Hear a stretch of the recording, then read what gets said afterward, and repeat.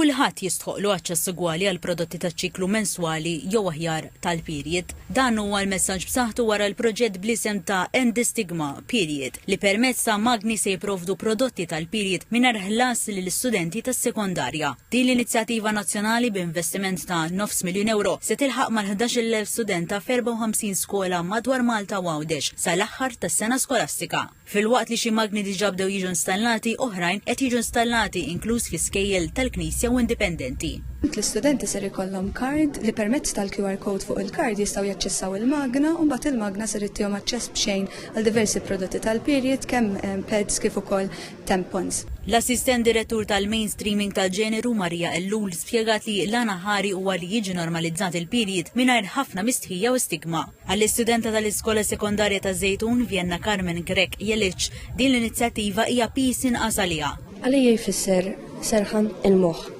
għax fil-każ li pereżempju ninsa l-sanitari ta' dar ikolli l-iskola u nista' nkompli ngħaddi bil-lezzjonijiet bla stress.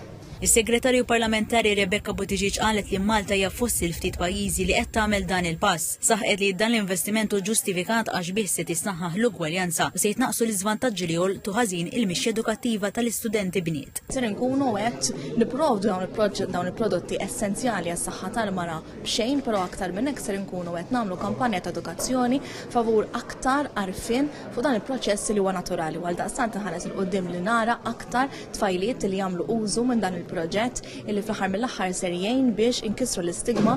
Temmed li din l-inizjattiva se jsed fuq studju proġett pilota u se taffi wkoll il-pis finanzjarju tal-familji u tkompli mal-miżura tal-budget li neħiet il-VAT fuq dawn il-prodotti essenzjali.